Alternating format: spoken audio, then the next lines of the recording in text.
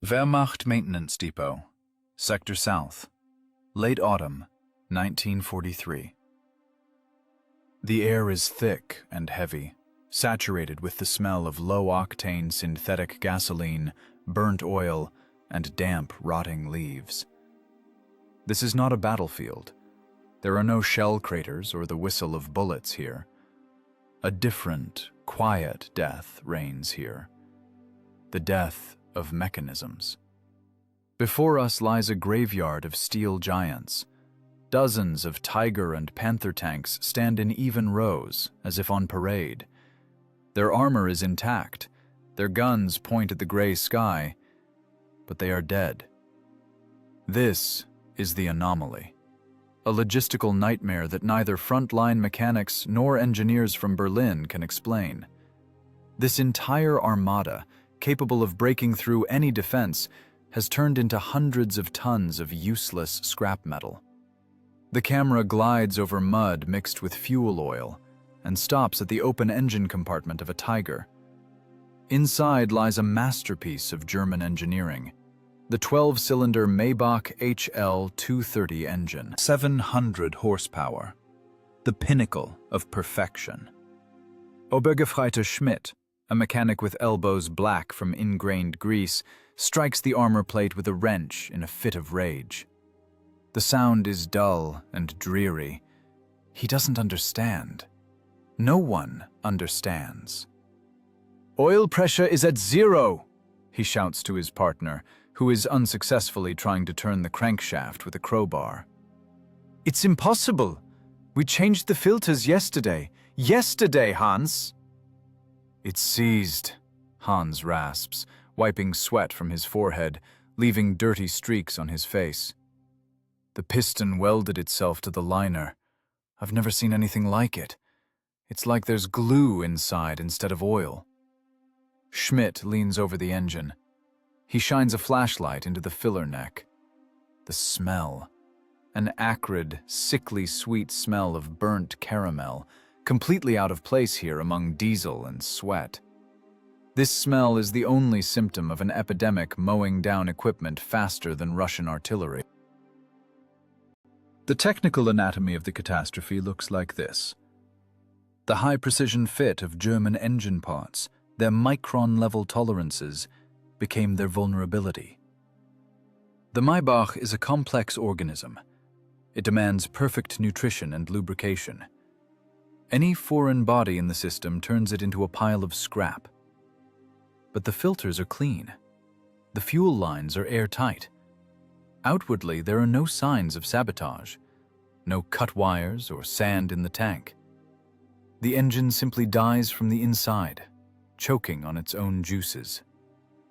A technical service officer, a Hauptmann with red, sleep-deprived eyes, walks along the row of stalled machines. He smokes one cigarette after another. In his hands is a casualty report. 30% of the fleet has been taken out of action in a week. Cause? Engine failure of unknown etiology. "It's a manufacturing defect," he shouts, his voice cracking. "A batch of parts from the Ruhr. Sabotage at the factories. I'll send a report to the Gestapo. Let them hang all the shift foremen." He is mistaken. The problem isn't in the Ruhr. The problem is here, right under his nose. Scene change. A garage on the outskirts of an occupied village. There is no armor here, just old Opel Blitz trucks requisitioned for rear supply needs. In the corner, behind a workbench, stands Stepan. Stepan doesn't look like a hero from a propaganda poster. He is pushing 40. His shoulders are slumped, his back bent from years of working under hoods. He wears a grease-stained quilted jacket, so soaked in garage smells that it seems he himself consists of rags and grease. His hands are a separate tool. Wide palms, blackness ingrained into the skin that no soap can remove, bruised knuckles. These are the hands of a man who feels metal. He knows how metal breathes, how it tires, how it dies. Stepan slowly wipes an intake valve with a rag. His movements are economical and precise. His gaze is heavy, turned inward. He hears a German patrol growling outside the wall, the barking of sheepdogs, the crunch of boots on frozen ground. "Hey, mechanic!" The garage door flies open from a kick. A German Unteroffizier stands on the threshold. Cold air bursts into the room with him. "Is the truck ready? The Oberleutnant is waiting." Stepan doesn't flinch. His pulse beats in his temples, but outwardly he is humility itself. He slowly turns his head. There is no fear in his eyes, only the weary submissiveness that the occupiers love to see. This is his mask, his armor. "Ready, officer." Stepan's voice is hollow, raspy. "Blew out the carburetor. Set the ignition. Runs like a clock." "Watch yourself." The German spits on the floor near Stepan's boot. "If it stalls on the pass, I'll shoot you personally. No trial." The Unteroffizier turns and leaves. The door slams. Stepan is left alone. He looks at his hands. They aren't trembling. He knows the truck won't make it to the pass. He knows this with the same precision with which he knows the law of thermal expansion of metals. He didn't saw through the brake hoses. He didn't pour sand. He did something scarier. He used their own strength against them. Anna. The thought of her comes suddenly, like an electric shock. She is waiting for him at home. Her face, gaunt from hunger, her eyes freezing with a silent question. How much longer? She is his anchor. For her sake, he walks the razor's edge every day. For her sake, he has turned into a shadow. He can't take a submachine gun and go into the forest. Then they would burn the whole village, and Anna too. His war is different. His front line runs here, at the molecular level, inside cylinders and pistons. Back to the maintenance depot. Night. Searchlights snatch tank silhouettes from the darkness. Mechanics continue to fuss over the dead Tiger engine. They have removed the cylinder head. "Look here," Hans whispers, pointing to the valves. "See this deposit? Black varnish, hard as glass." Schmidt runs a finger over the carbon. The finger slides. "That's not carbon," he says slowly, and the genuine horror of a professional facing the inexplicable slips into his voice. "It's polymer. The fuel, it turned into plastic right in the cylinders, at the flashpoint." "But the gas is clean. We checked the octane rating," Hans objects. "The octane rating is normal." Schmidt wipes his hand on his pants, trying to get rid of the sticky sensation. "But the composition, something changed the chemistry of combustion. We're looking for a mechanical failure, but here is poison. The machine's blood is poisoned." This is the essence of Stepan's strategy. The German war machine is a perfect predator. The Panzerkampfwagen IV, the Tiger, the Panther are the pinnacles of the evolution of killing. But even the most perfect organism dies from a tiny virus. Stepan found this virus. He isn't an engineer with a diploma from the University of Berlin. He is a self-taught man who fixed tractors on a collective farm. But he understands one simple thing. The more complex the system, the more vulnerable it is. The Germans are looking for saboteurs with dynamite. They have strengthened the perimeter guard, put machine guns on towers, check the documents of everyone who approaches the base closer than 100 meters. They're looking for an external enemy. They don't understand that the enemy is already inside. He is dissolved in their blood, in the thousands of tons of fuel that feeds their army. Stepan extinguishes the kerosene lamp in the garage. Darkness hides his face. Tomorrow, a new column of fuel trucks will arrive. Tomorrow, he will have work again. And tomorrow, another battalion of tanks will not reach their combat positions. Wars are won not only on the front lines. Sometimes the outcome of a battle is decided by 1 extra gram of a substance added to the right place at the right time. The silence of the night is deceptive. In it, one can hear not only the wind, but also the ticking of an invisible clockwork mechanism. A mechanism launched by a simple mechanic with dirty hands. The steel giant of the Wehrmacht is already sick. The incubation period is over. The phase of active decay begins. The forest trembled. It wasn't a metaphor, but a physical vibration of the soil transmitted through boot soles straight to the spine. The vibration grew, turning from a low-frequency hum into the rhythmic clanking of metal on frozen earth. A column was moving along the graded road. 3 supply trucks and 2 escort tanks. A typical target for an ambush, 1942 style. But now it was late 1943, and the rules of the game had changed, although partisan commander Ignat refused to admit it. Ignat lay behind the fallen trunk of a pine tree, clutching a bundle of grenades in white-knuckled fingers. His plan was simple as a sledgehammer blow. Blow up the lead vehicle, direct concentrated fire on the infantry, retreat. He believed in fury and surprise. Stepan lay 10 meters to the right. He didn't have a rifle. He had binoculars and a cold, nauseating premonition of disaster. He wasn't looking at the enemies. He was assessing the equipment. The lead tank, a Panzerkampfwagen 4 Ausf H, drifted out of the morning fog. This wasn't just a tractor with a cannon. It was a mobile fortress. Additional screens, Schützen, hung on its sides. 5mm steel sheets designed to prematurely detonate shaped charge shells and protect against anti-tank rifles. Stepan knew. Ignat's bundle of grenades against this machine was like a stone thrown at a wall. Fire! Ignat's scream drowned out the noise of the engines. The forest exploded with flashes. Molotov cocktails flew in an arc, leaving smoky trails in the air.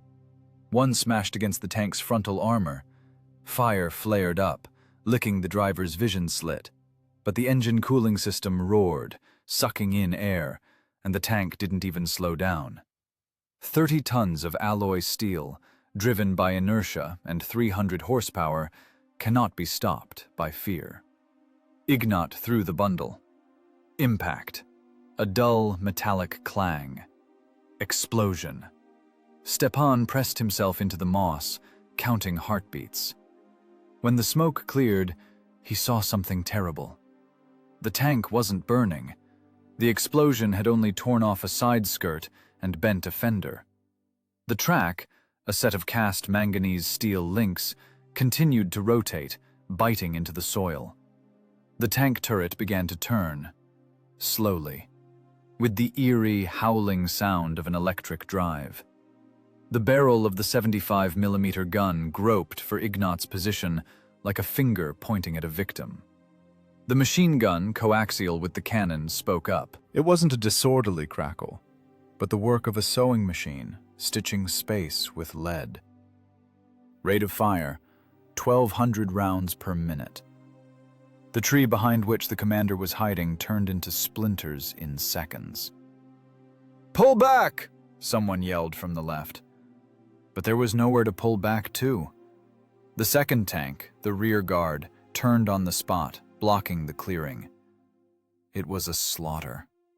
The tanks didn't fire their cannons. They were saving shells.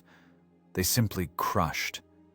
Stepan saw Ignat, concussed, his face covered in blood, trying to stand up. He raised his pistol. A shot. Another one. Bullets struck blue sparks from the cemented armor and ricocheted into the sky.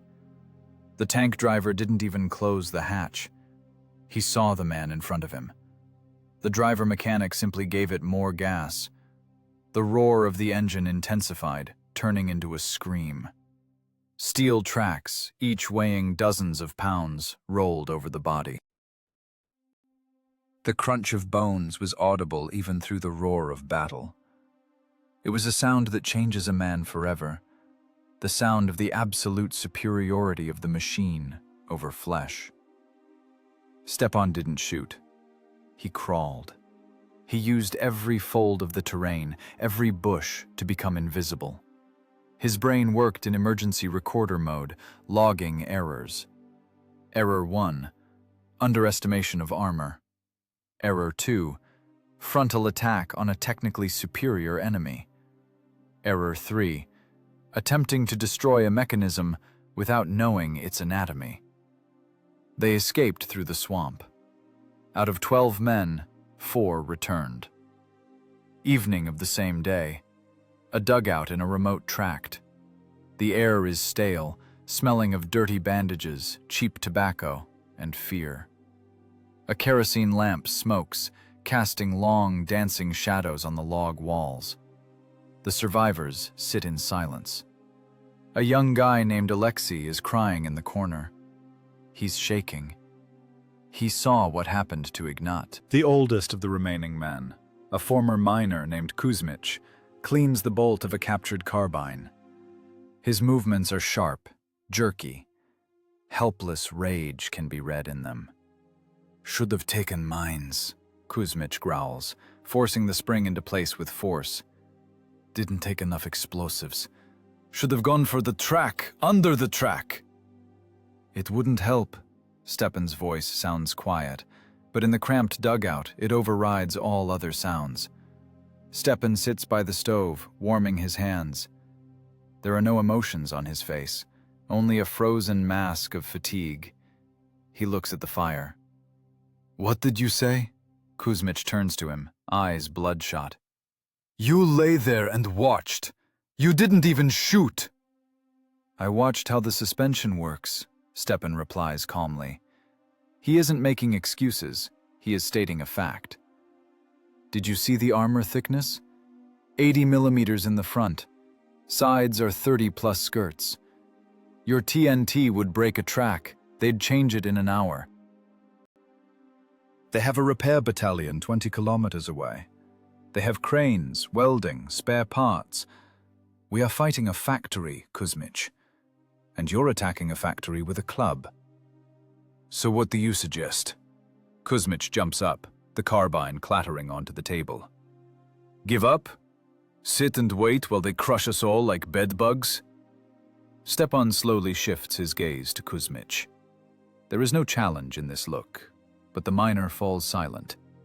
It is the look of a surgeon looking at an inoperable patient. A tank isn't a beast, Stepan says, emphasizing every word. A tank is a machine. It has a heart, lungs, blood. On the outside, it is clad in steel. You can't punch through it. But inside it is delicate. Stepan takes a twig and begins to draw a diagram on the earthen floor. Maybach engine, 23 liters of displacement. Extremely complex thing. Aluminum block, wet liners. Clearances between piston and cylinder are hundredths of a millimeter. The Germans are proud of this precision. But this precision is their death. He raises his head, looking around at those present. Alexei has stopped crying and is looking at the drawing on the ground. If you throw a grenade from the outside, the armor will hold. The kinetic energy will dissipate. But if you change the composition of what gets inside, if you force the engine to eat itself, poison it, Alexei asks incredulously. Kill it, Stepan corrects. Sabotage isn't an explosion. An explosion is heard for 5 kilometers. The Germans send punitives immediately. Sabotage is silence. The tank leaves the base gates completely healthy. The crew is happy. And 10 kilometers later, in an open field, the engine turns into a solid block of useless metal. No repair will help, only replacing the unit. And the unit weighs a ton, and they bring it from Germany. And how will you do that? Kuzmich is still angry, but curiosity has appeared in his voice. With the Holy Spirit? Chemistry. Stepan erases the drawing with the sole of his boot. Germans love their manuals. They believe in the purity of fuel. They don't check every barrel. We will strike where there is no armor, at the fuel system. Silence hangs in the dugout. It is no longer the silence of defeat. It is the silence before making a decision. The old tactics died this morning, along with Ignat. Heroism shattered against Krupp steel. Stepan was proposing something else. Not a fight, but a murder. A cold, calculated, vile murder of equipment. You understand that if they catch us, Alexei begins. If they catch us with rifles, they'll shoot us, Stepan interrupts. If they catch us with what I have in mind, they will interrogate us for a long time. Very long. The Gestapo knows how to ask questions about human anatomy. Stepan stands up. He walks over to the killed Ignat's duffel bag. He takes out not cartridges, but a lump of sugar that the commander was saving for a special occasion. He twirls the white cube in dirty fingers. The facets of the sugar gleam dully in the lamplight. War is resources, he says, looking at the sugar. They have tanks, planes, artillery. We have access to their rear, and we have hatred. But hatred must be smart. Starting tomorrow, we stop being partisans. We become mechanics. He squeezes his fist, and the sugar crumbles into white dust. We won't break the armor, he repeats his words, which have become a verdict. We have to hit from the inside. Stepan lies down on the bunk, turning his face to the wall. He closes his eyes, but sleep doesn't come.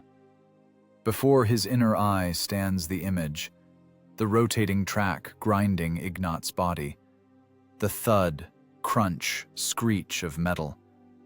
This sound will now live in him. It will become fuel for his own war. A war where the main weapon will not be TNT, but knowledge of the melting point of sucrose and the design of a high-pressure fuel pump. Tomorrow he will start experiments. He needs to know exactly, not approximately, but exactly, how many grams are needed per liter of gasoline to stop a tiger. There can be no mistake. The price of a mistake is not just failure, but the life of Anna and everyone nearby. Outside the dugout walls, the wind howled, swaying the tops of the pines. Somewhere out there, on the roads, German engines continued to growl, confident in their invulnerability. They didn't know yet that their death was already designed. And this death tastes sweet. The old shed on the edge of the swamp became a laboratory. Through cracks in the dry boards, gray morning light broke through, falling on a workbench cobbled together from rough planks. On the workbench lay not a human corpse, but for Stepan, this was an autopsy. Before him stood a carburetor from a captured Opel Blitz truck and a disassembled engine block, which they had dragged from the site of yesterday's ambush under cover of night with superhuman effort. The air inside was heavy, stale. It smelled of rust, old hay, and the sharp scent of gasoline. Stepan didn't notice the cold, though steam came from his mouth. He moved around the table with the precision of a surgeon preparing for a complex operation. His instruments were not a scalpel and clamp, but pliers, a soot-blackened tin can, and a Primus stove humming with a steady blue flame. In the corner sat Kuzmich and Alexei. They watched the mechanic's manipulations with mistrust, bordering on irritation. For them, accustomed to the weight of a rifle and the blunt truth of a grenade, what was happening seemed like shamanism or madness.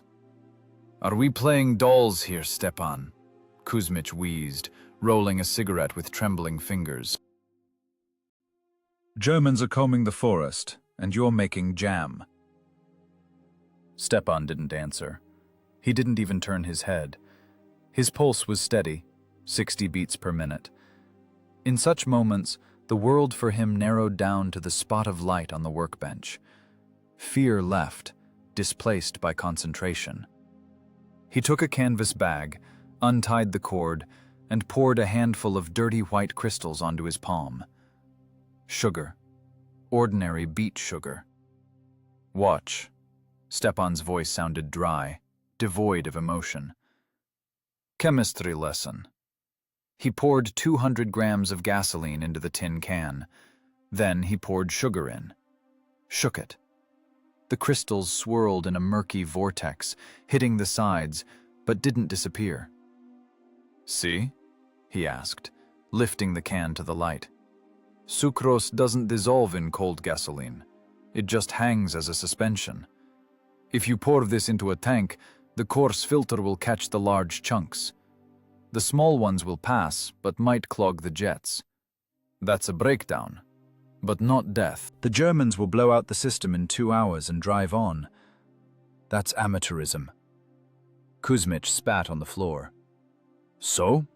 I told you. Nonsense. Wait! Stepan cut him off.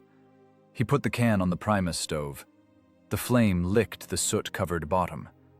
The gasoline began to boil almost instantly, evaporating in acrid white steam.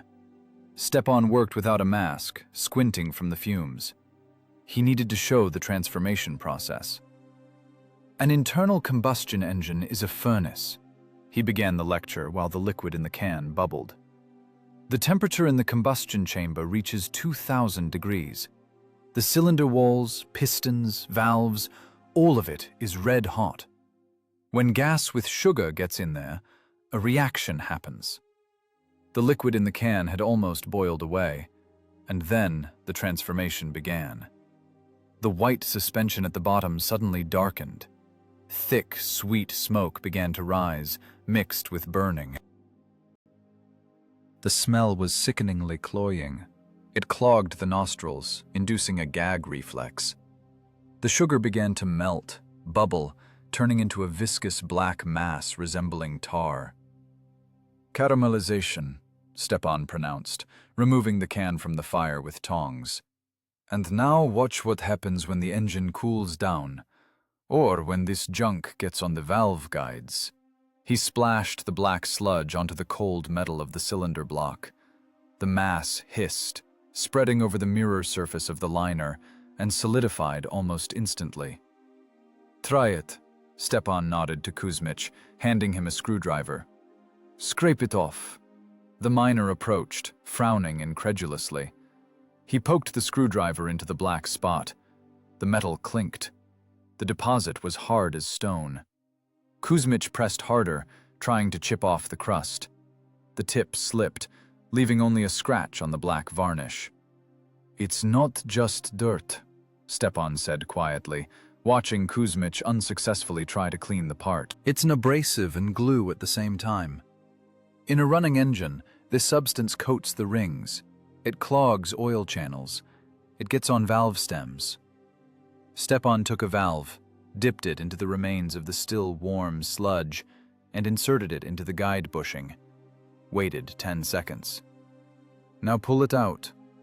Kuzmich pulled on the valve stem. It didn't yield. He pulled harder. The metal had stuck to the metal tight. Seized, Alexei whispered, looking at it with wide eyes. Dead tight, Stepan confirmed. Imagine this happening at 3,000 revolutions per minute. The piston goes up, and the valve doesn't have time to close, because the spring can't overcome the resistance of this glue. Impact. The piston hits the valve plate, bends the stem, breaks the rocker arm. Or even worse, the rings glue to the piston. Compression drops to 0. Oil stops flowing. The engine seizes. Silence hung in the shed, broken only by the humming of the cooling Primus. The partisans looked at the soiled piece of iron as if it were not a machine part, but a magical artifact. They had just seen a handful of white powder defeat steel. Is it permanent? Alexei asked. To clean this, you have to take the engine apart down to the last screw, Stepan answered, wiping his hands with a rag. Boil it in lye for hours, scrape it by hand. In field conditions, it's impossible. The engine goes to the scrap heap. The tank becomes a pillbox. The truck, a pile of metal. Stepan walked to the door and looked out through a crack. The street was empty. Only the wind chased dry leaves. But the tension hadn't gone anywhere. It hung in the air like static before a storm. Now they knew the secret. Now they had a weapon. But wielding this weapon required cold-bloodedness of a completely different kind. Germans are pedants, Stepan continued, returning to the workbench. They count on the purity of their fuel. They have a complex injection system. Maybachs and Daimler-Benzes have minimal clearances. A Russian 1.5-ton truck will sneeze and keep going, but a German machine will die. Their technological superiority is their weak spot. We will hack their system through the stomach. How much is needed? Kuzmich asked. The mockery had disappeared from his voice. Now it was the businesslike tone of a man planning an operation. Depends on the tank size. Stepan began gathering tools. Every movement was calibrated. He was already calculating logistics in his head. 200 grams is enough for a motorcycle tank, half a kilo for a truck. For a tank, you need 1.5 kilos or 2 to guarantee killing all 12 cylinders. The main thing is for the sugar to get into the system when the engine is hot, or for it to mix while moving. Where will we get that much sugar? Alexei reasonably noted. There's famine in the villages. Stepan looked at him with a heavy gaze. From the Germans, he answered. They bring it in by the trainload for their officers and for ersatz coffee. Quartermaster warehouses are packed. We will take their sugar and feed it to their own tanks. That is justice. He took the cooled valve, which they still hadn't managed to pull out of the bushing, and tossed it in his palm, a heavy piece of dead metal. This is no longer a war of gunshots, Stepan said, looking his comrades in the eyes. This is a war of engineers. I'll show you how to make bombs from rags and grease so the sugar doesn't settle to the bottom of the tank immediately, but dissolves gradually. We will make time-release capsules. Now fear receded into the background.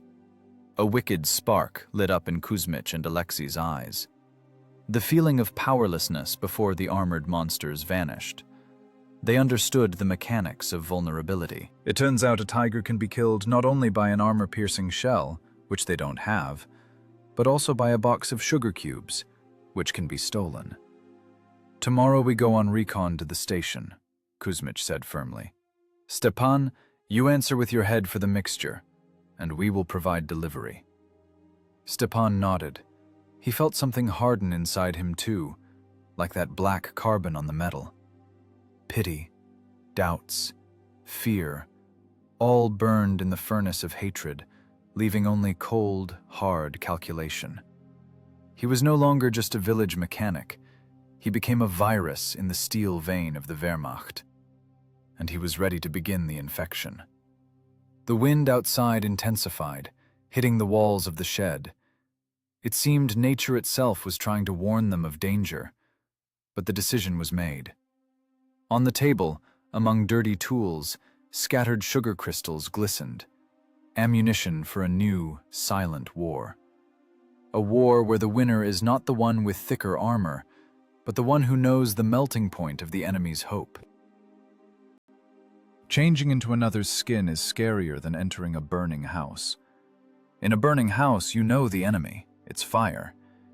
Here, the enemy is every fold in your clothes, every glance, every breath. Stepan fastened the last button on the gray wool jacket. It wasn't a Wehrmacht uniform, but the work clothes of Organization Tot, a paramilitary construction structure. On the sleeve, a yellow armband with black letters, Deutsche Wehrmacht. Pants were rough, workers' style, tucked into boots. In his pocket lay not a grenade, but an adjustable wrench and calipers. Now he is not a partisan. He is a Hiwi, a volunteer assistant, senior mechanic of a repair brigade. Nearby, Alexei was pulling on a similar jacket. His hands were shaking. The trembling was fine, treacherous. It came from the solar plexus. "Don't slouch," Stepan snapped, adjusting his collar. "You are a German worker. You are the master of the equipment here. Germans don't walk like beaten dogs. They walk as if they bought this land." "I don't know German, Stepan. Only Hände hoch," Alexei whispered, looking at himself in a murky shard of a mirror. His face was pale, almost gray in the moonlight. "You don't need to. Keep quiet. Nod. If they ask, you're a trainee, mute from shell shock. I'll do the talking." Stepan took the documents from the table. 2 ID cards. The paper was yellowish, dense, with watermarks. The photos were glued a bit crookedly, but the stamp, a purple eagle with a swastika, looked flawless. It was the work of an old Jewish engraver from the ghetto, whom the underground had kidnapped a week ago. The engraver knew the chemistry of ink better than a rabbi knew the Torah, but even a perfect forgery won't save you if your voice wavers. They went out into the night. A captured Opel Blitz with tactical signs of the rear service stood behind the shed. The engine started with a half-turn. Stepan had rebuilt it personally. The motor ran smoothly, without misfires. But for Stepan, this sound was like a hammer tapping on a coffin lid. In the back, under a tarp, lay boxes with tools, and under the tools, in a false bottom, sacks. 50 kilograms of sugar. 50 kilograms of white death for motors. The road to the fuel and lubricant depot was straight as an arrow. Black silhouettes of trees flashed on the sides. The moon either hid behind clouds or flooded the graded road with deathly light. The closer they got to the object, the tighter the space compressed. Ahead, a glow appeared. Searchlights. They swept the sky and ground, snatching chunks of reality. Barbed wire in 3 rows, towers with MG-42 machine guns, concrete blocks of the checkpoint. It wasn't a warehouse. It was a fortress guarding the blood of war. Gasoline. Stepan put his hands on the steering wheel. His knuckles turned white. He ordered his heart to beat slower. The physiology of fear is simple. An adrenaline rush constricts blood vessels, raises pressure, causes tremors. To survive, you need to take control of the autonomic nervous system. Breathe deeply, with the diaphragm. 1, 2, inhale. 3, 4, exhale. "Approaching," he said. His voice was alien, metallic. "Look straight ahead. Don't dart your eyes." The Opel slowed down. The brakes squeaked. The barrier, painted in red and white stripes, was down. 2 men stood near the booth, one in a long rubberized raincoat, with a field police gorget on his chest, a steel chain around his neck. In his hands, a flashlight and a submachine gun. The other, a guard soldier with a carbine. Stepan rolled down the side window. Cold air hit his face. It smelled of ozone from the powerful searchlights and dampness. The gendarme walked up close. The flashlight beam hit his eyes, blinding him. Stepan didn't squeeze his eyes shut. He only squinted slightly, portraying the annoyance of a tired man being bothered over trifles. "Halt! Documents!" The bark of German speech, rough, commanding. Stepan slowly took out the ID and trip sheet. Slowly. Any sudden movement, and a burst at point-blank range. He extended the papers into the spot of light.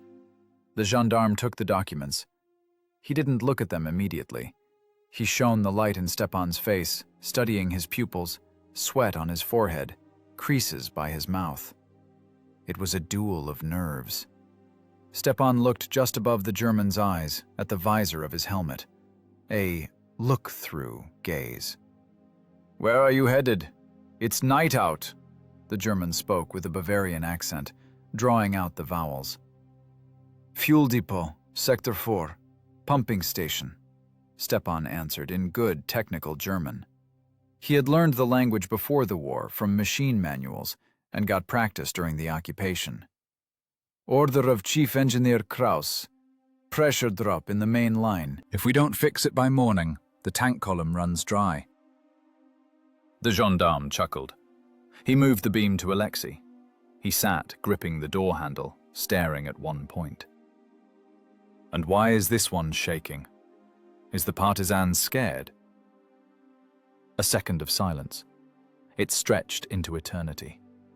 Stepan heard the watch ticking on the gendarme's wrist.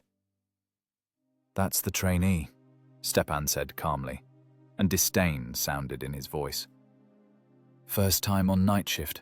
Shell-shocked near Kharkov. An idiot, but he knows how to turn nuts." The gendarme laughed. The laugh was short, barking. "Lots of you rear echelon heroes around here." He finally lowered his gaze to the papers. The flashlight beam slid over the lines. Name, stamp, signature, date. Every letter could be a verdict. If the engraver made a mistake in the font, if the ink was too fresh, if their last names weren't on the list of those allowed on the site. The gendarme frowned. "You aren't on the night shift lists." Stepan went cold inside. His stomach nodded. It was a failure. Now the German would raise his whistle. Now a burst would hit. "Naturally we aren't," Stepan raised his voice, adding notes of professional irritation at being stalled by bureaucracy. "The pump broke an hour ago. Herr Chief Engineer called the depot duty officer. Do you want me to wake up the commandant and report that the Feldgendarmerie is detaining the repair of a strategic object? Please, call. But when the Tigers don't start tomorrow, you will be the one writing the explanation." It was a bluff, a brazen, deadly bluff. Stepan struck at the most vulnerable place of the German army: fear of superiors and responsibility for failure of a combat mission. The gendarme froze. He looked at Stepan. Statutory vigilance and reluctance to wake superiors over some broken pump battled in his eyes. The logic of war. Better to let the repairmen through than answer for a stalled offensive. "What's in the back?" the gendarme asked dryly, returning the documents. "Tools, rags, spare parts for hydraulics. You can check, but then we'll definitely be messing around until dawn." The German stood for another second, weighing the risks. Then he waved his hand to the soldier at the barrier. "Drive through, and tell Kraus to issue passes in advance. Next time I'll shoot." "I'll tell him," Stepan nodded. The barrier crept up. The black and white striped stick opened the way to hell. Stepan smoothly released the clutch. The vehicle moved. He didn't gun it, didn't tear off. Slowly, confidently, as if he drove here every day. When they had driven 50 meters from the checkpoint and disappeared behind stacks of barrels, Alexei exhaled noisily. The air came out of him with a whistle, like from a punctured tire. "I thought that was it," he whispered. "My legs went numb." "Too early," Stepan cut him off. He wiped his forehead with his sleeve. The sleeve became wet. "We didn't get out. We got in. We are inside the mousetrap, Lisha. Now there is no way back." Around them towered mountains of metal. Cisterns, huge 60-ton steel reservoirs painted in camouflage. Barrels stacked in endless rows. The smell of gasoline here was so thick, it seemed a single spark would be enough to vaporize this sector of the map. They drove through a labyrinth of death. Headlights snatched signs. "No smoking. Flammable. Halt. shoots without warning. This was territory of absolute order, perfect logistics. German Ordnung. And right now, in the back of their truck, lay chaos packed in flour sacks. "Kill the engine," Stepan commanded when they drove into the shadow of huge reservoir number 8. "On foot from here, quietly, like shadows." Stepan killed the engine. Silence fell instantly, heavy, ringing. Only the hum of a transformer in the distance and the crunch of gravel under a patrol's boots somewhere in the neighboring alley. He took a tire iron. The handle chilled his palm. His fingers no longer trembled. Fear remained back there, behind the barrier. Here was work. Hard, dirty, high-precision work of a saboteur. Stepan looked at the pressure gauge on the reservoir pipe. The needle showed working pressure. The system was alive. It breathed, pumping fuel into the veins of the front. Now he would give this system an injection from which it wouldn't recover. "Grab the sacks," he whispered. "We have 15 minutes until the next rounds." They were inside. Foreign bodies in the enemy's organism. The virus had begun to act. The shadow from the massive reservoir number 8 covers them completely. Down here, at the concrete base, the darkness is thick, almost tangible. It smells of crude oil and cold metal. The wind whistles in the intertwining pipes, creating a perfect noise background. This hum is their ally. It hides breathing, hides the squeak of soles, hides the sound of a sugar sack touching the ground. "Lesha, stand at the corner." Stepan's whisper is barely audible, drowning in the wind noise. "Watch the tower. If the searchlight beam comes here, tap the pipe with the wrench. Once." Alexei nods. His face is white in the darkness. He grips the tire iron so hard his knuckles look transparent. Stepan slings the sack over his shoulder. 30 kilograms. In normal life, that's the weight of a sack of potatoes. Here, in the enemy rear, it's the weight of an aerial bomb. Every step is a struggle. Gravity seems amplified. He approaches the vertical ladder leading to the reservoir roof. The rungs are narrow, covered in a thin film of condensation and oily dust. Slippery. One wrong move, and he falls from a height of 15 meters.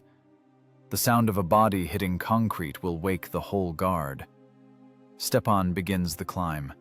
Right hand, left leg, pull up. The sack pulls him back, digs into his neck, disrupts his balance. Pulse 140. Breathing falters, but he forces himself to breathe through his nose. Mouth closed, lungs burn. This is the physiology of extreme strain. Muscles work at the limit, burning oxygen faster than blood can deliver it. Middle of the way. The wind is stronger here. It tears at the jacket, trying to throw the man off the metal. Stepan presses against the cold wall of the cistern. He feels vibration inside.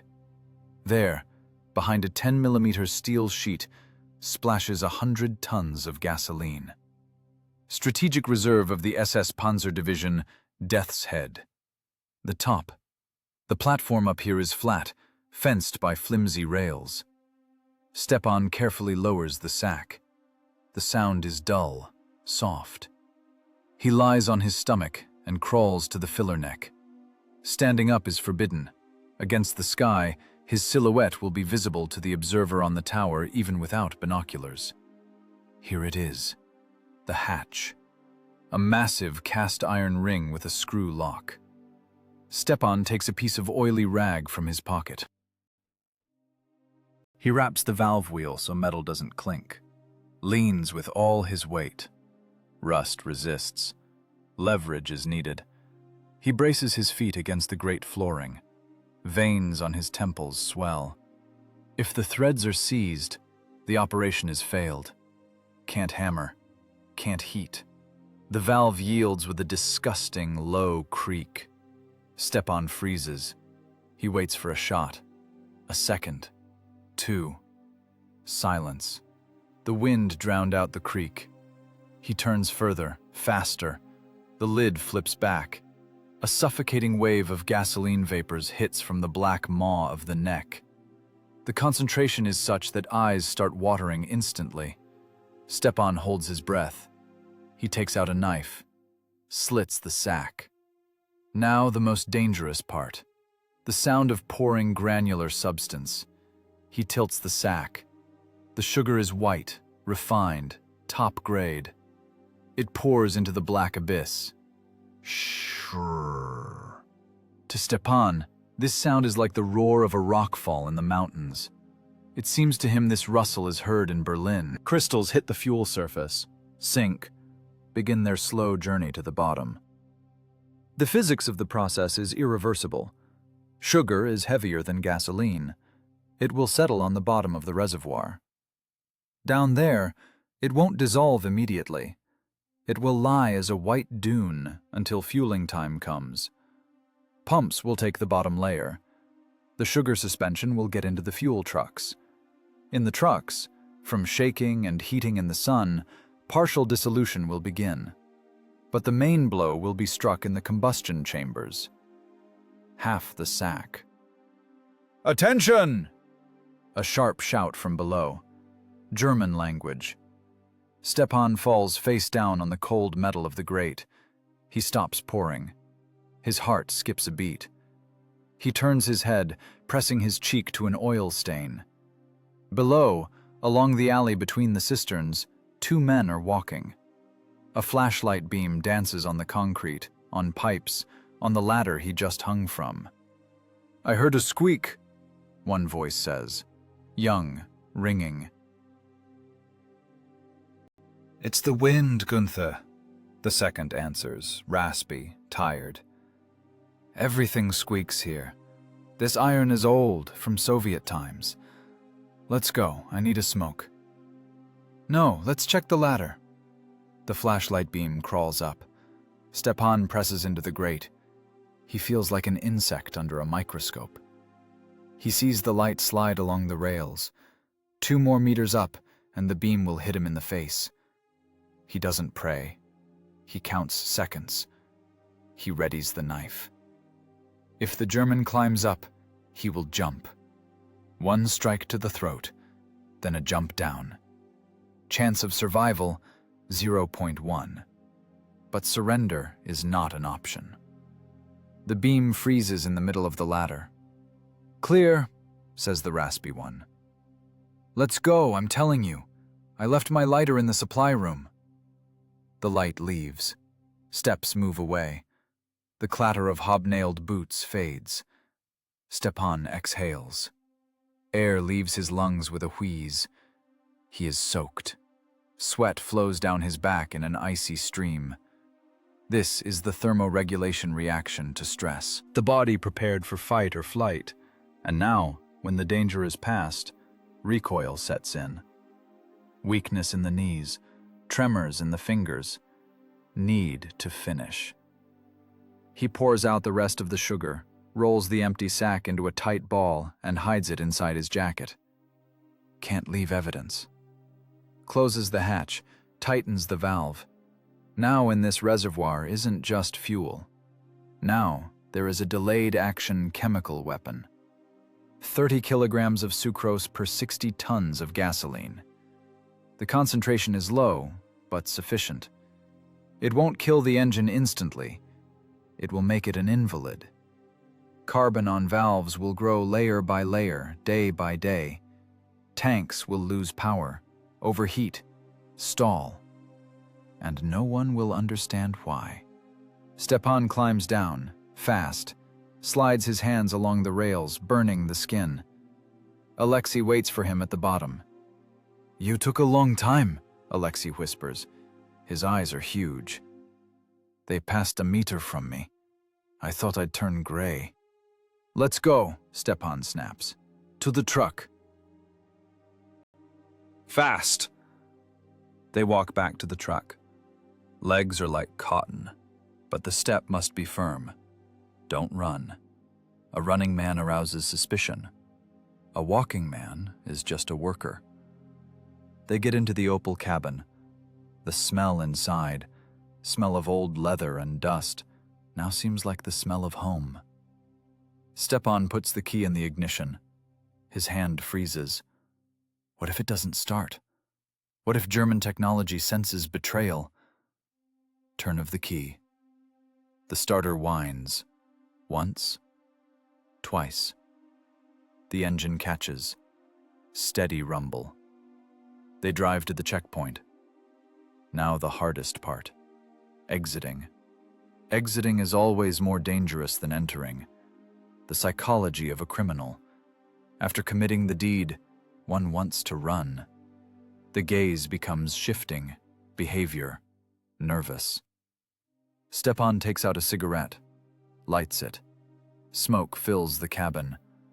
This is camouflage. Smoke will hide the trembling of lips, hide the smell of fear. "Open up!" he yells to the sentry, 5 meters before the barrier. "Pump fixed! Pressure normal!" The sentry, the same one as at the entry, lazily waves his hand. He wants to sleep. He doesn't care. He raises the barrier. The truck drives out of the perimeter. The darkness of the forest embraces them. Only after driving 3 kilometers, when the base lights disappeared around a bend, did Stepan allow himself to stop. He killed the engine. In the silence of the cabin, Alexei could be heard chattering his teeth. It wasn't cold. "Did we do it?" Alexei asked. Stepan looked at his hands. They were black from fuel oil and sweet from powdered sugar. Sticky, deadly mixture. "We planted a bomb, Lesha," he said, looking into the darkness. "Only it has no timer. It will explode when they least expect it." Stepan wiped his hands on his pants. Sabotage isn't a loud explosion. Sabotage is when the enemy thinks he is safe, but his equipment is already dead. Today they killed not one tank. Today they poisoned the German army's confidence in its power itself. He started the engine again. Ahead was a long night. They needed to return, burn the clothes, hide the truck, and wait. Wait for the sugar to start its work. Wait for the steel beasts to start coughing and dying. "Let's go," Stepan said. "Tomorrow there will be a lot of work. The Germans will start the offensive, and we will watch them stop." Dawn over the front line is gray, like an infantryman's greatcoat. On this morning, the silence seems unnatural, stretched until ears ring. It is the calm before the storm. The German command has set the start of Operation Citadel 2 for 0600.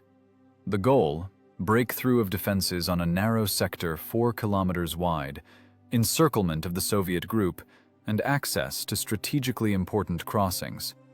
On maps in Army headquarters, everything looks perfect. Blue arrows pierce red defense lines like a knife through butter. But staff maps don't account for the chemical composition of the fuel in the tanks of the 6th Panzer Division. At 5:30 in the morning, fueling begins. Fuel tankers, the very ones that left the poisoned depot at night, busily scurry between the steel carcasses of tanks. Hoses unwind like black boas.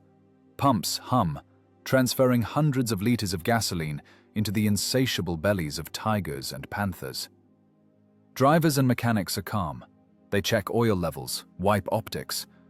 No one tastes the fuel. No one knows that death for their machines pours into the tanks along with the gasoline. The sugar, dissolved by shaking on broken roads, passed through the coarse filters. It became an invisible agent of chaos. 0600. A flare soars into the sky. Green flash. "Panzers, forward!" sounds in the headsets. Hundreds of engines roared simultaneously. The earth shudders. Exhaust gases rise above the forest in blue-gray clouds. The armada moves. Tracks tear up the frozen sod. It seems nothing in the world can stop this avalanche of fire and steel. The first 15 minutes, flight normal. Engines work in standard mode, warming up to operating temperatures. But precisely temperature becomes the catalyst of the catastrophe. In the combustion chambers, where flames rage at 2,000 degrees, an irreversible chemical metamorphosis occurs. Microscopic sugar particles melt, turning into caramel, and then into hard carbon deposit. The lead tiger of Hauptmann-Müller goes at the tip of the wedge. The machine roars, overcoming an incline. Suddenly, the engine sound changes. Instead of a steady, low hum, an extraneous knock appears, metallic, ringing.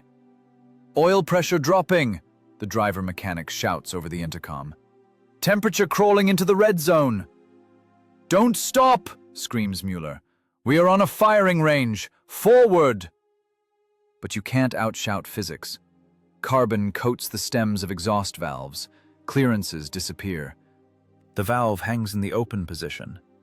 The piston, going up, hits the valve plate with monstrous force. Impact. Crunch. Stem bends. Rocker arm breaks. One cylinder drops out of the game. Then a second. The engine starts misfiring, shaking in a fever. Power drops catastrophically. 700 horsepower turn into nags pulling a cart. The multi-ton hulk jerks and freezes in the middle of the field. Tracks stop.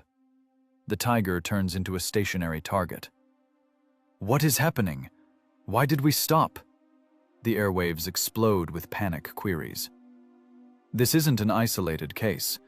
It is an epidemic. To the left, a Panther stops. To the right, a Ferdinand self-propelled gun. The picture is surreal. Tanks aren't burning, aren't blown up. They just stop, as if their winding spring ran out. But the real hell begins in the rear of the advancing group. On a narrow wooden bridge across a small river, the only supply artery, a heavy ammunition truck stalls. Its engine seized tight, piston rings welded to cylinder walls with sweet glue. The driver turns the starter, draining the battery, but the crankshaft can't be turned even with a crowbar. Behind the truck, the entire column stops. Fuel tankers, trucks with infantry, tractors with howitzers. The jam stretches for kilometers. No one can drive around. Swamps and minefields are all around. Wehrmacht logistics, calculated by the minute, collapses like a house of cards. "Move the vehicle off the bridge!" A colonel watching the collapse through binoculars shrieks into the radio. "Push it into the river!" Soldiers try to push the shell-laden Opel by hand. It doesn't move. They bring up another tractor, but it too, having worked 10 minutes under load, starts sneezing and stalls. Sugar reached its injection system too. Domino effect in action. Tanks on the front line, those still moving, shoot off their ammo and demand shell delivery, but the shells are standing on the bridge in a dead jam. Support artillery is silent. Tractors can't pull guns to positions. Infantry, deprived of armor support, lies down under machine gun fire. Hysteria reigns on the radio. Strict call signs are replaced by choice swearing. "Eagle, calling Golden Eagle.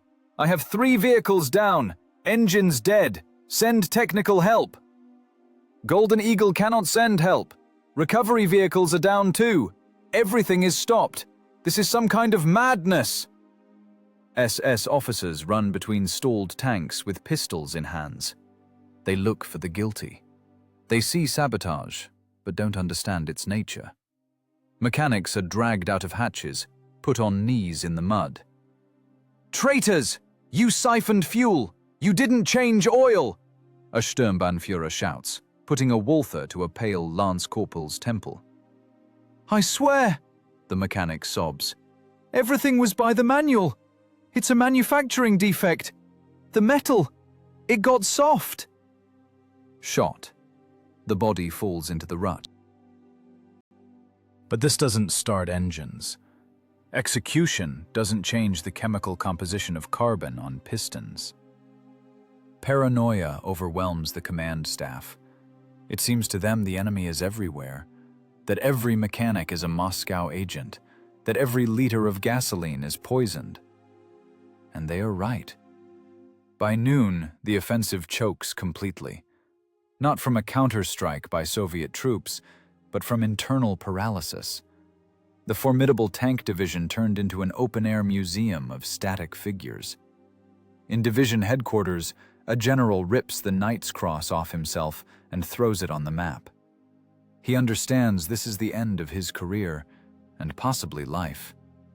He reports to Army headquarters, "Offensive halted for technical reasons, mass failure of power units, suspect enemy use of new type of chemical weapon attacking engine alloys." He doesn't even guess how close and far he is from the truth.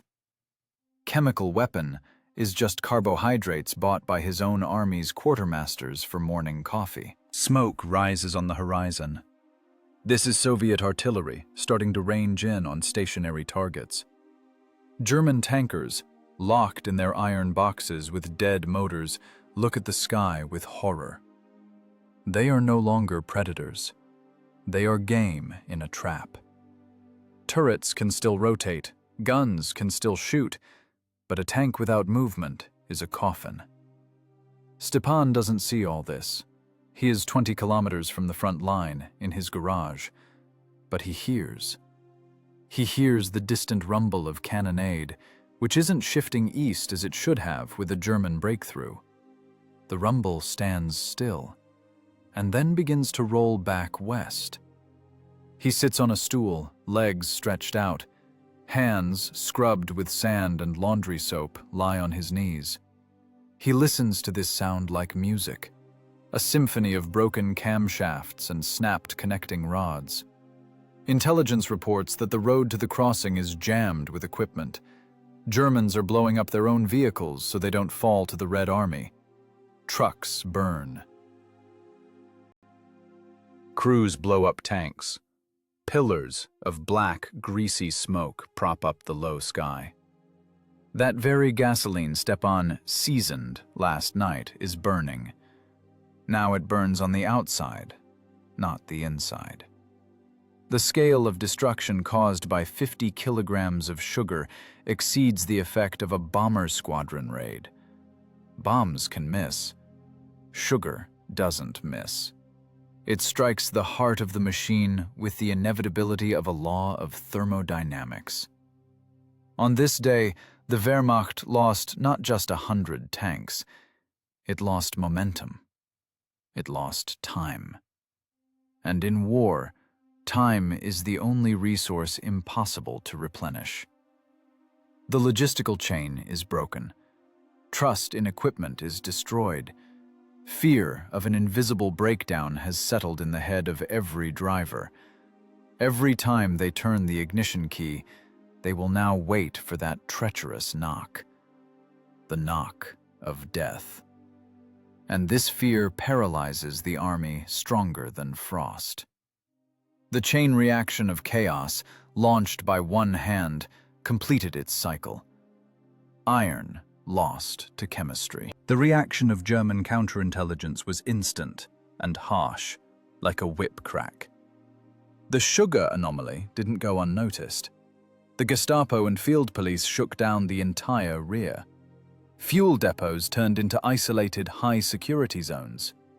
Now they didn't just check documents there. They X-rayed, searched down to the skin, and perimeters were patrolled by handlers with Dobermans. Approaching stationary reservoirs became suicide. Success probability dropped to a statistical error. Stepan understood this when he saw people hanged on poles along the road to the oil depot. Signs on the chests of the executed read, "Saboteur." These were random people, grabbed for the report. The system demanded blood, and it got it. But the real threat, Stepan, was still at large. "They closed the entrances," Kuzmich said, looking through binoculars at reinforced guard posts. "A mouse wouldn't slip through. Need to change tactics." or lay low. Fuel doesn't teleport, Stepan answered. He unfolded a map of railway tracks. The paper was worn at the folds.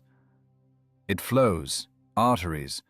If we can't poison the heart, we'll inject poison into the veins. The railroad, convoys, long 50-car trains coming from Romania and Germany, tank cars with crosses. They stop at small sidings, letting hospital trains or elite SS units pass. They have short stops, 10, 15 minutes. Convoy security isn't a base garrison. It's a dozen soldiers, frozen, tired, dreaming of warmth. Night. Sorting station. The wind here is such that it seems to strip skin from the face. Icy grit lashes the eyes. This is weather for sabotage. Sentries hide noses in collars, vision and hearing dull. But for the saboteur, it's hell too. Tank car metal is covered in a crust of ice. It's slippery, like soaped glass. Stepan, Alexei, and Kuzmich lie in a snowdrift by the embankment. 5 meters from them, a freight train brakes with a roar and screech. Steam from brake lines envelops wheels. Smell of creosote, coal, and frost. Work in a trio, Stepan whispers. Lips barely move, frozen. Kuzmich, tail control. Alexei, head control. I'm on the high ground. Stepa, there's ice. Alexei looks at the black silhouettes of tank cars. You slip, won't gather your bones. Either under the wheels or the guard hears. Means I'll hold on with my teeth, Stepan cut off. Let's go. They dashed across the tracks, running in a crouch, shadows among shadows. Stepan ran to the tank car ladder, handrails iced over, mittens slip. He took them off, shoved them inside his jacket, grabbed the icy metal with bare hands. Pain burned his palms, but grip appeared. He climbed up. The wind tried to tear him off, throw him under the wheels. Heart pounded somewhere in his throat. Every step a risk. The sound of a boot hitting metal could be the last sound in his life. But the train breathed. Metal cooled, clicked, pneumatics hissed, and these technical noises masked his climb. It was even worse on top. Here the wind roamed freely. Stepan flattened out on his stomach, hugging the hatch neck. He looked like a tick dug into a steel beast. The hatch. Dogs frozen shut. Stepan took out the tire iron. Need to hit to knock off ice, but can't hit. The ring will carry for a kilometer. He started to press. Quietly. Smoothly. Increasing effort. Back muscles ached. Metal creaked, giving way. Below, along the train, a flashlight beam passed. Stepan pressed into the tank's icy crust, face pressed to cold iron. He stopped breathing. The beam slid along the wagon side, illuminated wheel pairs, and went on. Sentries' steps crunched on gravel. The German hummed something under his nose. He was 2 meters away vertically. Stepan saw steam from his breath. If the German raises his head, the end. Stepan only has a knife. At such distance against a carbine, no chance. The sentry passed. Stepan exhaled. He opened the lid.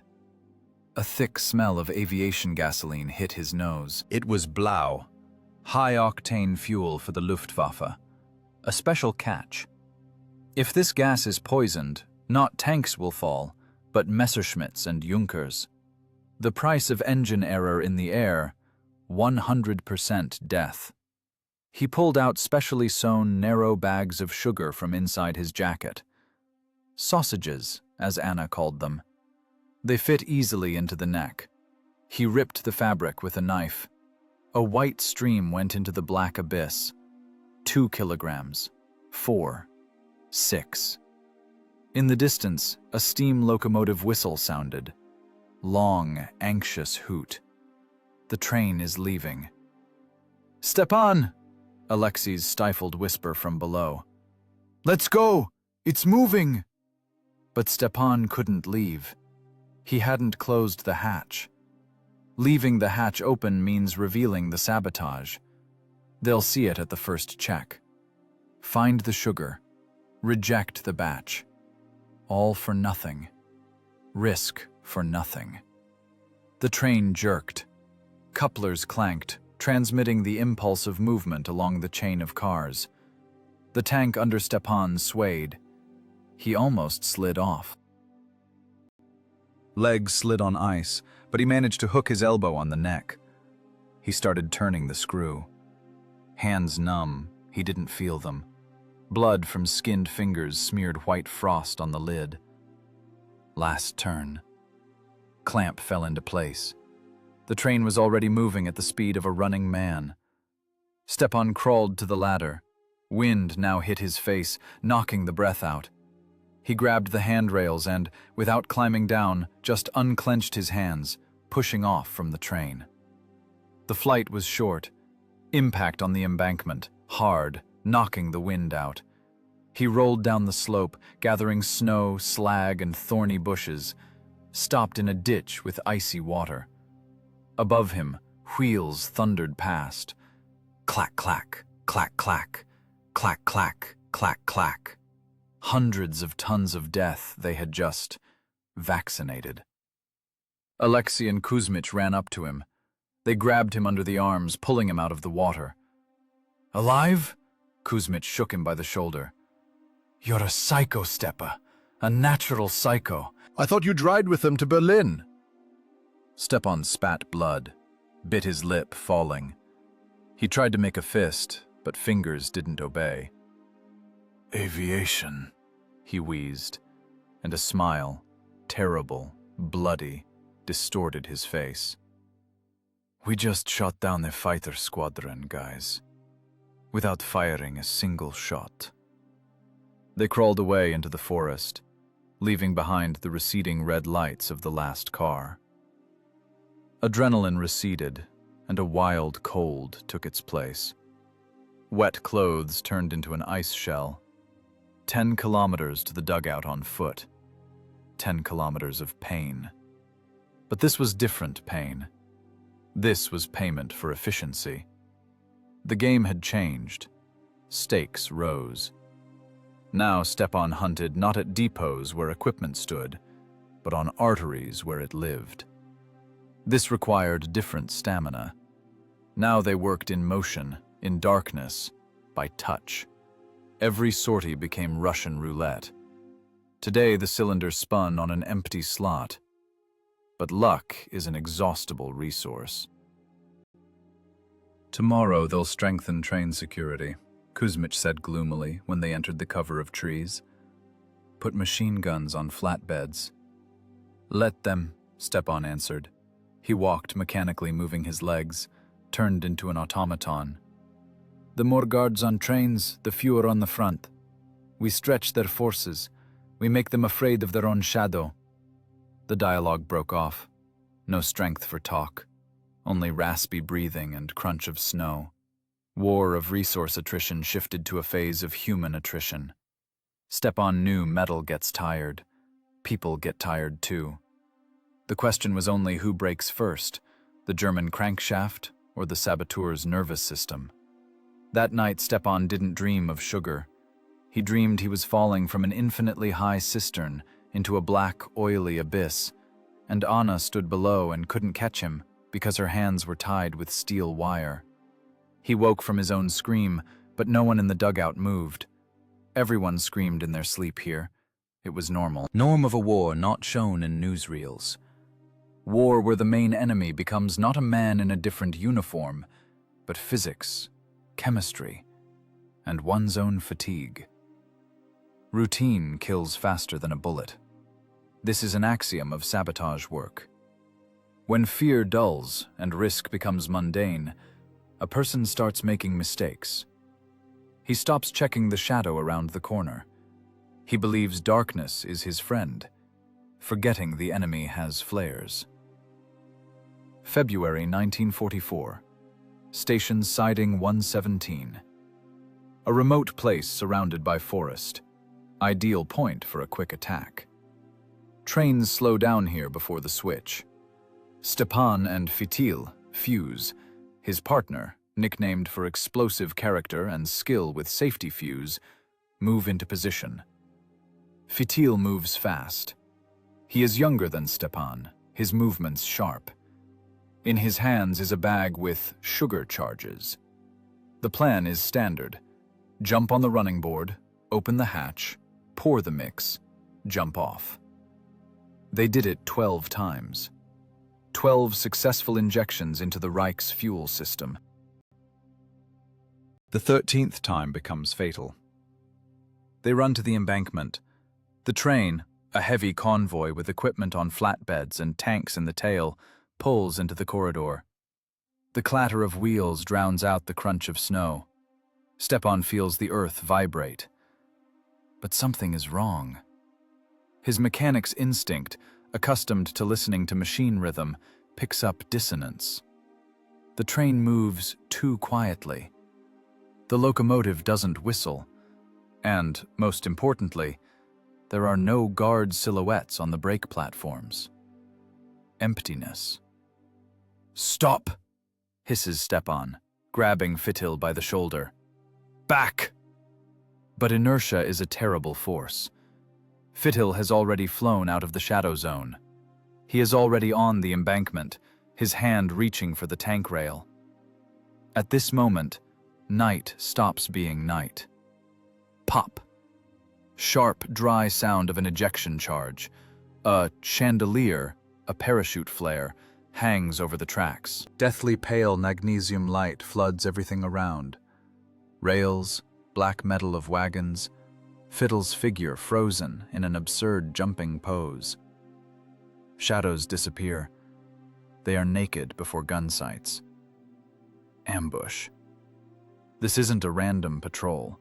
This is a planned operation by Jaegers to combat partisans. They waited. They knew saboteurs would come.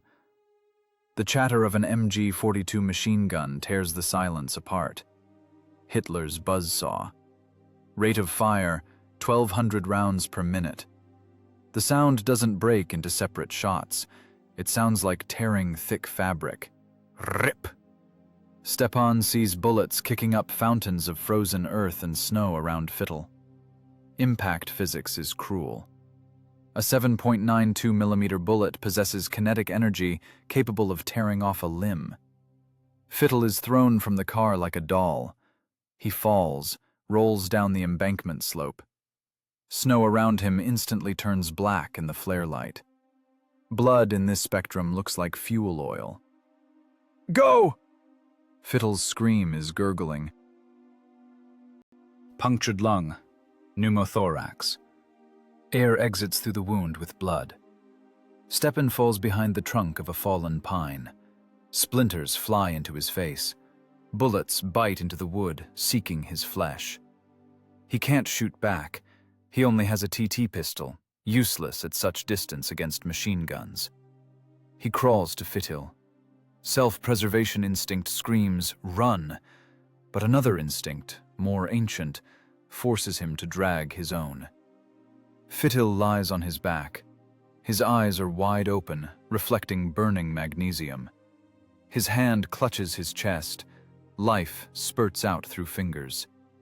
He sees Stepan. "Can't drag me," he wheezes.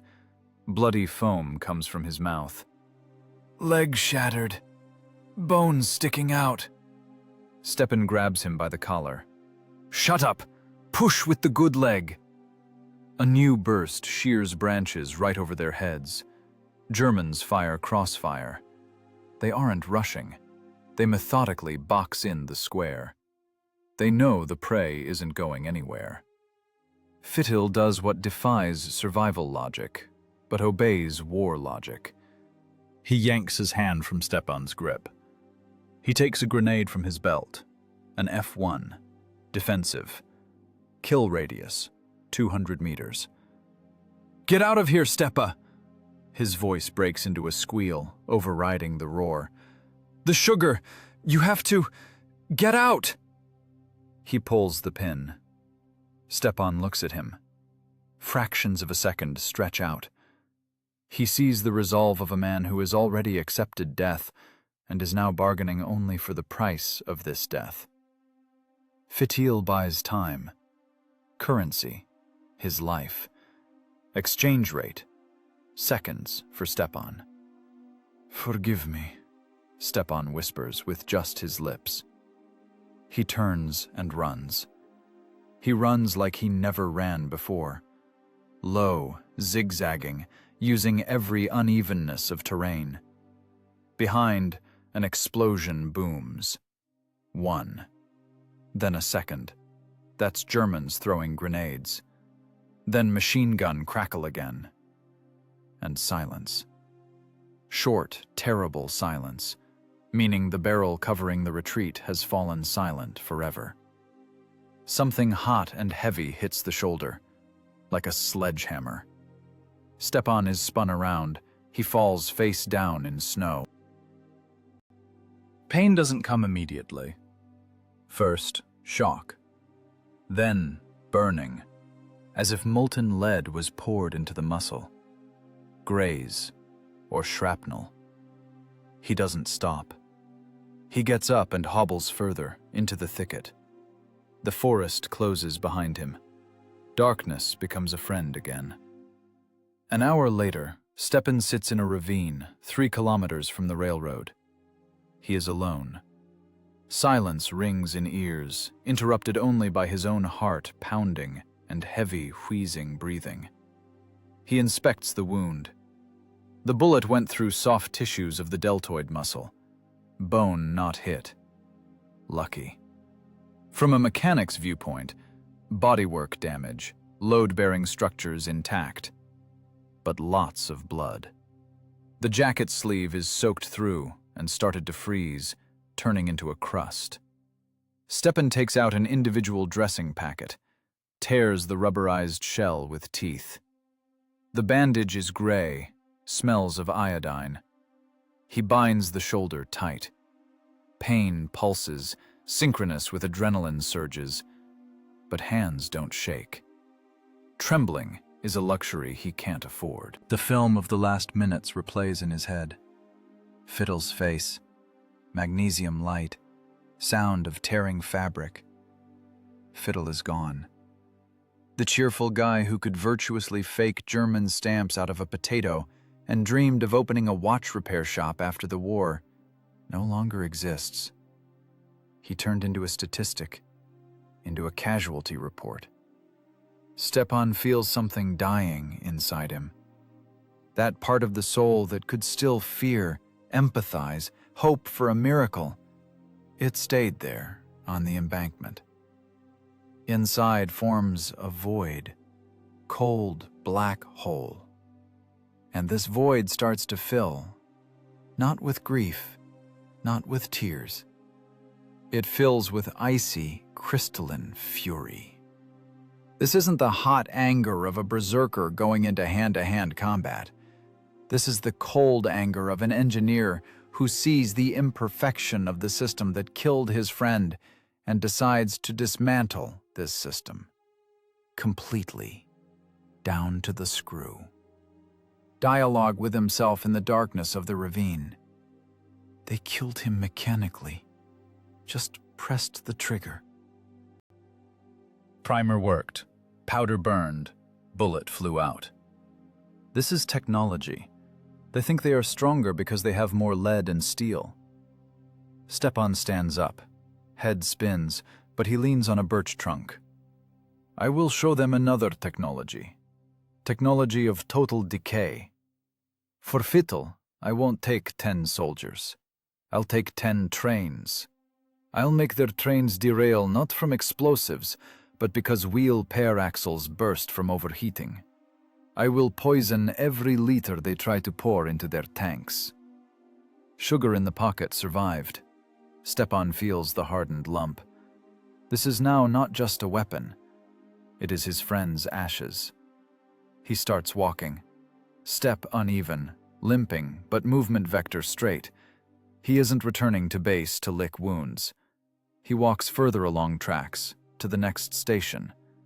Pain in the shoulder becomes background noise, like the hum of a working transformer. Far away, a locomotive hoots again.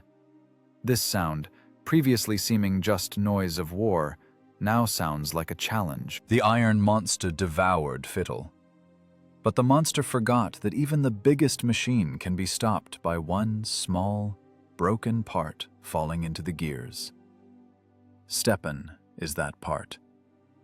Jagged, hardened, deadly. He wipes a forehead wet from sweat and snow. A trace remains on his hand, mixture of dirt and blood, war paint of a loner. He has no cover anymore, no back to hide behind, only the goal and means to achieve it. Emotions disabled, naked functional remains. Task: destruction of enemy transport infrastructure. Method: chemical sabotage. Deadline: until full cardiac arrest, either his own or the German war machines. Wind howls in spruce tops as if singing a funeral service. But Stepan doesn't hear crying. He hears only the ticking of an invisible timer. Time has started. And for someone in the German rear, this time is already running out, though they don't know it yet. He dissolves in the forest, becoming part of the winter landscape. A cold, sharp, invisible splinter moving toward the enemy's vital organs. Basement of a destroyed school in the suburbs. Windows blocked with brick and sandbags. The only light source, a kerosene lamp standing on a crate from shells. Around it, 5 people. These aren't assault group fighters. These are teenagers, old men, women. Those Germans consider safe ballast. Those who have access to kitchens, laundries, and garages. Stepan stands in the shadow. His left arm is in a sling, pressed to his chest. Movements of the right are sharp, sparing. He draws a diagram with chalk on the soot-covered wall. This isn't an attack plan. It is a blueprint of a simple delayed-action chemical detonator. Listen carefully. His voice is dry, like the crack of a breaking branch. Sugar in pure form is a risk. If poured immediately, it settles to the bottom. If the tank is checked with a probe, sediment will be found. Shot on the spot. We need dissolution. Gradual. Invisible. He takes a piece of dense calico and a handful of refined sugar from the table. We sew capsules, tight bundles. Fabric must be dense. In gasoline it will soak, but won't let sugar spill out immediately. It will wash out, gram by gram, kilometer by kilometer. Stepan looks into his student's eyes. In these eyes, fear is mixed with thirst for revenge. He teaches them not to kill people. He teaches them to kill mechanisms. You are not saboteurs. You are ghosts. You approach a vehicle only when 100% sure. One bundle in the tank, and the truck stops in 50 kilometers. 2 bundles, and it won't go past the second intersection. Your task is mass scale, not heroism, but statistics. This is how a network is born. A virus. Before, Stepan was a lone wolf biting a bear's heels. Now he became the architect of an epidemic. Instructions written on scraps of newspapers pass from hand to hand, from village to village, from station to station. The technology of sugar sabotage is primitive as a wheel and effective as a guillotine. It doesn't require explosives sought by dogs. It requires what is in every cupboard. The scale changes. Now these aren't pinpricks. This is a system failure. Germany, Chemical Fuel Analysis Laboratory at Army Group Headquarters. Sterile cleanliness, white tile, smell of reagents. Chief Engineer Kraus looks into a microscope. Before him, a cross-section of a fuel injector from a Maybach engine, taken from a stalled Tiger. Kraus wipes his glasses with a suede cloth. He doesn't believe his eyes. "It's impossible," he mutters. "These are carbon deposits of such density as if the engine ran on crude oil. But spectral analysis shows highest purity gasoline." Next to him stands a Gestapo officer. He waits for an answer. He needs names, safe houses, passwords. "What is the cause, engineer?" barks the officer. "Glucose, sucrose, caramel." Kraus raises his gaze. In his voice is the panic of a man of science, facing barbarism that defeats technology. "They add sugar. It dissolves. Our filters, they are calculated for mechanical impurities, for dust, shavings, water. They don't catch dissolved substance. Sugar passes through the purification system like a ghost through walls. And then, in the combustion chamber, at a temperature of 2,000 degrees, it turns into glue." "So put in new filters," yells the Gestapo man. "Which ones?" Kraus spreads his hands. "To filter a solution, a chemical laboratory is needed on every fuel truck. Distillation is needed. We can't distill millions of tons of fuel in field conditions. It is a logistical dead end." The system begins to devour itself. Berlin issues a directive. "Strengthen control over food circulation. Issue sugar only against signature. Seal fuel tank caps." But this is the agony of bureaucracy. You can't seal every tank on a front 3,000 kilometers long. You can't put an SS soldier at every filler neck. And Stepan's virus continues work. Railway junction in Minsk. An elderly track walker, checking axle boxes, unnoticed throws a bundle into a locomotive tender. 3 hours later, on an incline, water in the boiler will foam from syrup. Heat exchanger tubes will clog with scale, and the train with tanks will stop on the stretch, blocking the way for 3 following trains. Airfield, near Kiev. A mechanic, a local servicing a refueler, forgets to close the cistern hatch for 5 minutes.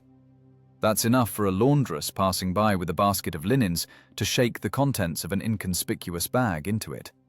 Result? A flight of Junkers doesn't take off to intercept bombers. Engines sneeze and die on the taxiway. Stepan sits in the forest, listening to Sovinform Bureau reports through a homemade receiver. The announcer speaks of inexplicable problems with enemy equipment, of reduced offensive tempo. Stepan knows the true reason. He looks at his hands. They are no longer black from oil. They are clean.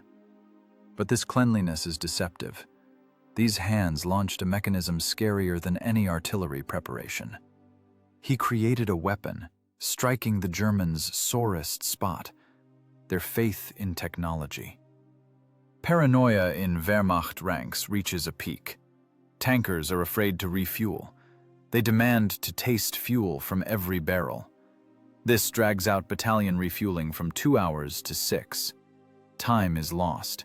Tempo is lost. Initiative passes to the Red Army. Abandoned vehicles stand on roads. Intact, not hit. Just dead inside.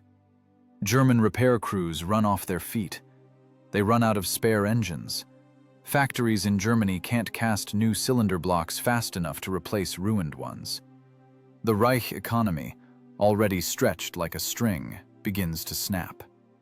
Stepan understands. This is victory. Not the victory celebrated with fireworks. This is a quiet engineering victory. He turned their advantage, complex, high-precision technology, into their curse.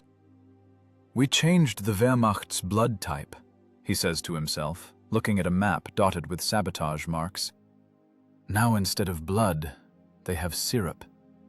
And war doesn't run on syrup. But it's too early to relax. The system, backed into a corner, becomes aggressive. Germans start shooting hostages for every stalled truck. The price of sabotage rises. Blood for sugar. Stepan stands up. Shoulder aches, reminding of the price Fittel paid. He must go. He has a meeting with a group of railroaders. Need to explain to them how to properly disable high-pressure pumps on diesel locomotives. War evolves, and he must be a step ahead. He became more than a man. He became a function, an algorithm of destruction.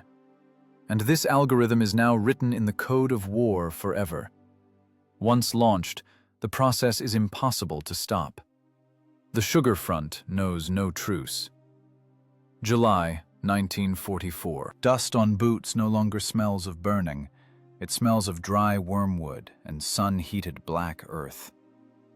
The front has moved west. It rolled back, leaving behind twisted metal, plowed earth, and silence. This silence is unusual. It presses on ears harder than the roar of artillery cannonade. It is a vacuum, slowly filling with sounds of life. The squeak of a well sweep, barking of dogs, voices of people who, for the first time in 3 years, don't switch to a whisper. Stepan walks along the roadside. He doesn't look like a victor from a poster. He wears an old tunic faded to whiteness, a duffel bag in which rattle not trophies, but tools, a set of wrenches and calipers. He carries no weapon. His war ended where the last German train stopped. He passes a ditch where the carcass of a German half-track tractor rusts. Stepan stops. Professional habit takes over fatigue. He climbs down, sliding on clay, approaches the hood torn off by an explosion, engine in place. Inline 6-cylinder Maybach. Stepan runs a finger along the cylinder block. Metal is cold and rough. He sees characteristic signs of overheating on the cylinder head, temper colors, bluish streaks indicating temperature here exceeded critical norms. He knows the cause. He knows the chemistry of this process. It is his work. This tractor wasn't hit by a shell. It died from an internal disease Stepan designed in his shed. He climbs back onto the road. There is no satisfaction, only calm realization of a completed task. Engineering calculation proved correct. The system failed. Ahead, the village appeared. Half the houses burned, only stove chimneys stick up like black fingers pointing at the sky. But Stepan's house stands. Roof pitted by shrapnel, windows blown out and covered with ox bladder, fence fallen. But the house is alive. A woman stands at the gate. Anna. She has aged. War applies special makeup to women's faces. A web of fine wrinkles by the eyes, tightly compressed lips, gray hair appearing not by years, but by days. She holds a bucket of water. Stepan stops 10 steps away. He wants to rush to her, hug, scream. But the body, accustomed to stealth, to smooth, unnoticeable movements, reacts differently. He just stands and looks. He fixes details. Her hands roughened by hard work. Her kerchief slipped to the back of her head. Anna sees him. The bucket doesn't fall from hands. That would be too theatrical. She slowly puts it on the ground. Water doesn't splash. Control. Self-control that allowed her to survive occupation. She takes a step forward, then a second, then breaks into a run. They stand in the middle of the dusty road, clinging to each other as if trying to fuse into a single whole. No words. Words are superfluous here, too light to describe the weight of this moment. Only breathing, raspy, intermittent, and smell. Smell of a loved one breaking through smell of sweat, road, and war. Returned, she whispers into his shoulder. Fabric of the tunic instantly wets. I promised. answers Stepan. His voice is hollow, like from underground. I fixed what I could. Now we'll live. In the evening he sits on the porch. Anna heats the bathhouse. Smoke, sweet birch, spreads across the yard. Stepan looks at his hands. These palms are wide, with calluses a knife couldn't slice. Dirt ingrained in them that can't be washed off. But it's not just dirt. It's traces of graphite grease, metal oxides, and powdered sugar. He looks at them and understands the scale of what was done. He didn't shoot generals. He didn't blow up bridges. But his hands stopped a tank division. He, a simple mechanic with unfinished education, found a vulnerability in the most perfect war machine in Europe. He hacked the Wehrmacht code. Germans bet on force, on armor, on caliber, and he bet on friction, temperature, and chemical reaction. Intellect defeated brute force. The fragile crystal lattice of sucrose turned out stronger than Krupp alloy steel. No one knows his face. Sovinformbureau reports didn't mention his name. He has no medal on his chest. For neighbors, he is just a guy who was a partisan somewhere, fixed Primus stoves in the forest. And that is right. Real sabotage must be anonymous. If the enemy knows the name of the one who killed him, it is revenge.